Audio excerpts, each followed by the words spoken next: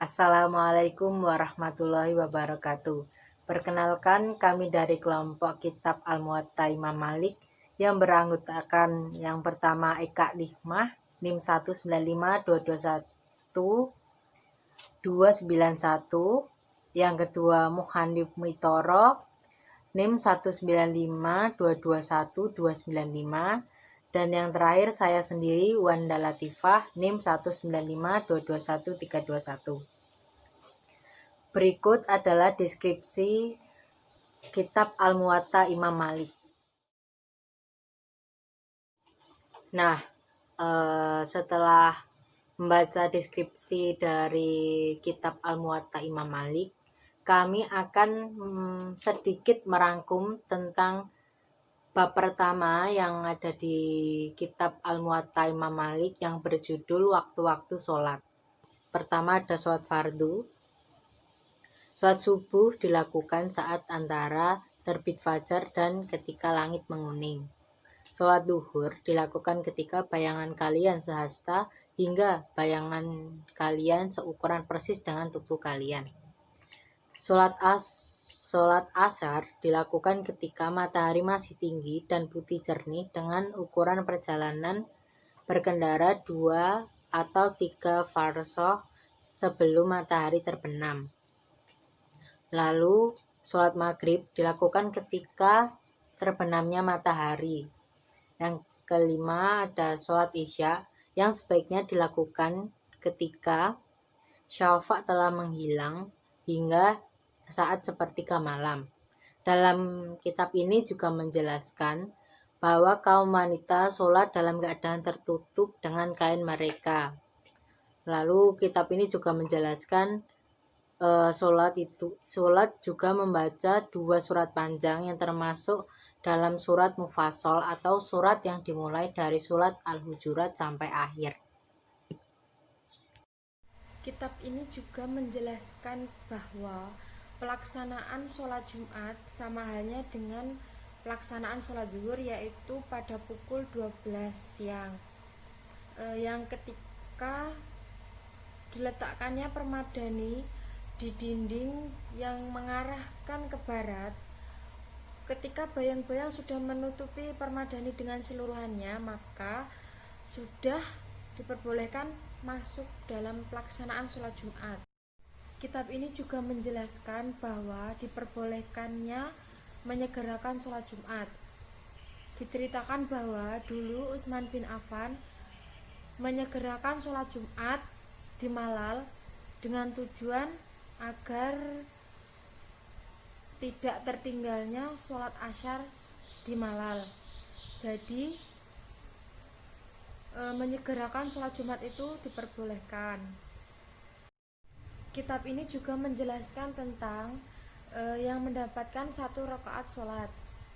Rasulullah SAW bersabda, apabila ada seseorang yang sedang melaksanakan sholat berjamaah tetapi hanya tersisa 1 rakaat saja, maka ia tidak tertinggal dalam sholat berjamaah tersebut dan ia masih bisa mendapatkan pahala sholat berjamaah tersebut.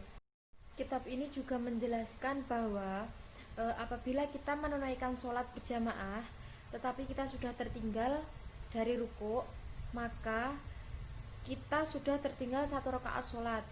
Jadi di akhir salam kita diwajibkan menggantinya 1 rakaat sholat lagi. Kitab ini juga menjelaskan tentang matahari tergelincir dan malam menjadi gelap gulita dan sunyi. Abdullah bin Umar menjelaskan bahwa maksud dari tu'duluku samsi atau pergeseran matahari adalah tergelincirnya atau hampir tenggelamnya matahari yang semakin lama akan menjadi malam, dan maksudnya adalah sudah masuk waktu sholat malam atau sholat isya. Kitab ini juga menjelaskan bahwa maksud dari udhuluku syamsi atau pergeseran matahari adalah tergelincirnya atau hampir tenggelamnya matahari yang semakin lama kelamaan akan menjadi malam yang gelap gulita atau yang disebut dengan wasyaqul lail. Ketika sudah masuk malam akan terasa sunyi dan senyap. Kitab ini juga menjelaskan tentang himpunan pengetahuan waktu sholat, yaitu dijelaskan bahwa Rasulullah SAW bersabda bahwa orang yang tidak melaksanakan sholat asar diibaratkan seperti kehilangan keluarga dan hartanya. Jadi janganlah engkau meninggalkan sholat, meskipun itu sholat asar pun itu sangatlah rugi bagi diri kita sendiri. Dijelaskan juga bahwa orang yang meninggalkan sholat, terutama sholat asyar, ia akan dikurangi pahalanya. Jadi janganlah engkau meninggalkan sholat, meskipun sholat asyar pun, maka kamu sangatlah menjadi orang yang sangat rugi. Dan kitab ini menjelaskan bahwa maksudnya adalah orang yang menganggap waktunya adalah uang dan tidak rela akan kehilangan waktunya untuk menunaikan sholat, itu sangatlah besar, karena dijelaskan bahwa waktu yang tersisa karena menunaikan sholat maka itu lebih baik, bahkan sangat baik daripada kehilangan keluarga dan anaknya. Jadi bagi orang yang sangatlah menyayangkan waktunya untuk melakukan segala hal kecuali kepentingan dunia, maka dia tidak akan rugi jika ia melaksanakan sholat asyar. Jadi ia sangatlah bersyukur bahwa sholat asyar itu sangatlah membawakan keberuntungan yang sangat baik. Di dalam kitab ini juga menjelaskan tentang orang yang mendapati waktu sholat dalam perjalanan, kemudian ia mengakhiri sholatnya.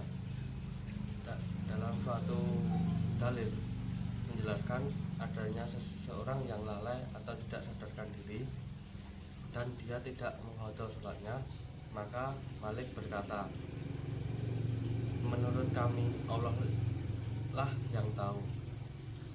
Dan apabila seseorang itu sudah ingat atau sadarkan diri, maka harus melakukan sholatnya di waktu itu.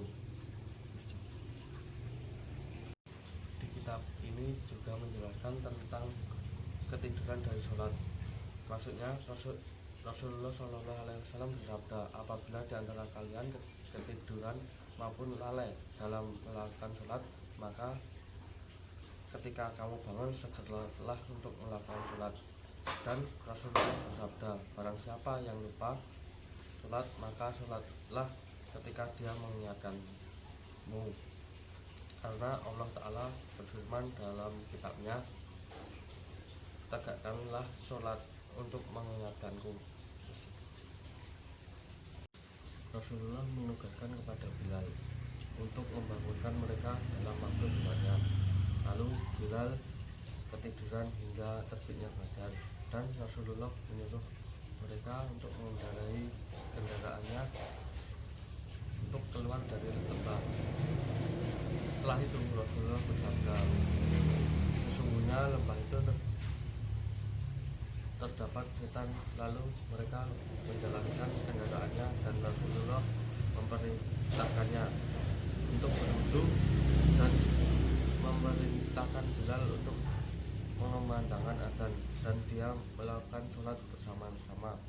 Lalu Rasulullah bersabda, apabila di antara kalian lupa melakukan sholat, maka kerjakanlah sebagaimana dia mengerjakannya di waktunya.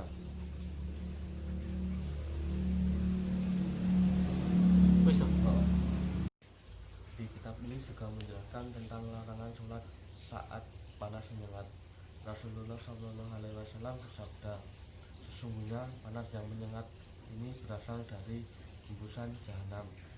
Maka bila di antara kalian melakukan sholat dengan keadaan panas yang menyengat, maka tundalah sholatmu hingga teduh. Rasulullah Shallallahu Alaihi Wasallam bersabda, jika panas telah menyengat, maka tundalah sholat hingga teduh, karena terik panas itu berasal dari hembusan jahanam. Dan beliau menuturkan bahwa mereka mengadu kepada Rabbnya, lalu Allah mengizinkan dalam setiap tahun dengan 2 nafas, yaitu 1 nafas dingin dan nafas musim panas. Rawi menerangkan tentang Rasulullah SAW bersabda, apabila panas telah menyengat, maka tunggulah waktu sholat hingga teduh, karena panas yang menyengat itu berasal dari hembusan jahanam. Di dalam kitab ini menjelaskan tentang larangan masuk masjid dengan bau bawang dan menutup mulut. Telah menceritakan kepada Yahya dari Malik, dari Ibnu Syihab, dari Sa'id bin Musyab, bahwasanya Rasulullah Shallallahu Alaihi Wasallam bersabda, barang siapa memakan pohon ini, yaitu bawang, maka janganlah mendekati masjid kami, karena bau bawang dapat mengganggu kami. Abdullah bin Al-Mujabar bahwa dia melihat Salim bin Abdullah apabila melihat orang yang menutup kedua mulutnya tak kala sedang sholat, maka dia menarik bajunya dengan keras hingga terlepas dari mulutnya. Sekian rangkuman dari kami. Apabila ada salah kata atau perbuatan yang tidak berkenan, kami mohon maaf. Wabillahi taufik wal hidayah. Wassalamualaikum warahmatullahi wabarakatuh.